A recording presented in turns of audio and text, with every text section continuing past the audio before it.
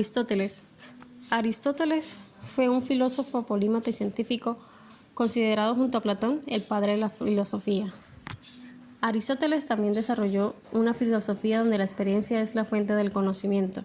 Según su teoría hilemórfica, cada entidad sensible es una sustancia compuesta de materia, aquello que constituye las cosas, y forma lo que organiza la materia, siendo esta su esencia. Aristóteles también escribió cerca de 200 obras, de las cuales solo se han conservado 31, ninguna de ellas destinadas a la publicación.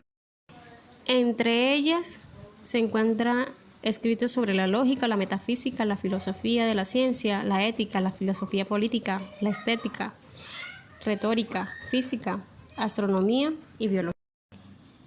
La poética o sobre la poética es una obra de Aristóteles escrita en el antes de Cristo. Su tema principal es la reflexión estética a través de la caracterización y la descripción de la tragedia. Aristóteles se propone hablar de arte poético en sí mismo y de sus formas, de la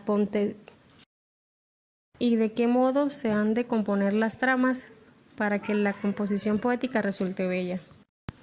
Básicamente, la poética consta de un trabajo de definición y caracterización de la tragedia y de las artes imitativas. La poética de Aristóteles es una obra clásica de la literatura griega que se centra en la teoría y la crítica de la poesía y el drama. Aristóteles trata sobre la naturaleza de la poesía y su relación con las artes y formas de expresión.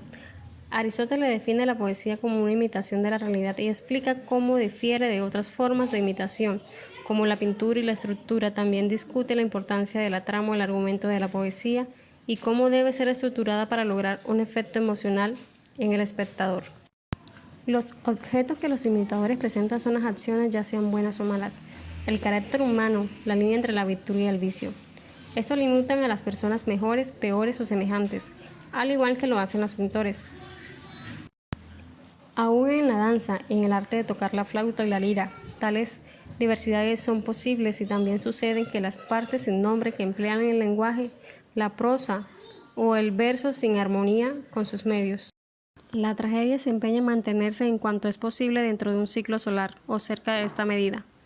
Una tragedia, en consecuencia, es la imitación de una acción elevada y también, por tener magnitud completa en sí misma, enriquecida en el lenguaje con adornos artísticos adecuados para las diversas partes de las obras. Presenta en forma dramática, no como narración, sino como incidente que excitan piedad y temor mediante los cuales realizan catarsis de tales emociones. La fábula preparada o trama se originó en Cilicia. La fábula, en nuestro presente sentido del término, es simplemente esto, la combinación de los incidentes o sucesos acaecidos de la historia. Mientras que el carácter es lo que nos incita ciertas cualidades morales a los protagonistas y el pensamiento se advierte en todo lo que ellos dicen cuando prueban un aspecto particular. La tragedia se empeña en mantenerse en cuanto es posible dentro de un ciclo solar o cerca de esta medida. Una tragedia, en consecuencia, es la imitación de una acción elevada y también, por tener magnitud completa en sí misma, enriquecida en el lenguaje con adornos artísticos adecuados para las diversas partes de las obras. Presenta en forma dramática, no como narración, sino como incidente que excitan piedad y temor mediante los cuales realizan catarsis de tales emociones. La poética de Aristóteles es una obra clásica de la literatura griega que se centra en la teoría y la crítica de la poesía y el drama. Algunos de los datos importantes sobre esta obra son: es considerada una de las obras más importantes de la teoría literaria occidental.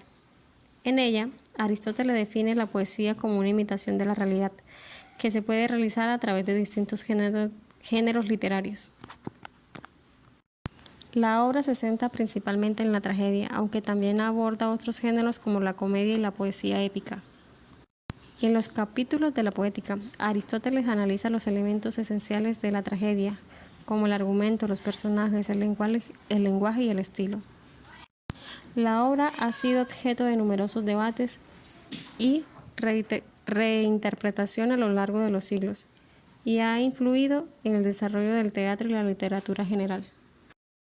Algunas citas importantes de Aristóteles es: la tragedia es más que la imitación de una acción seria y completa. La poesía es algo más filosófico y más digno de atención que la historia. La tragedia es la imitación no de hombres, sino de una vida, de una felicidad y de una desgracia. El objetivo final del drama es la catarsis, la purificación emocional del espectador.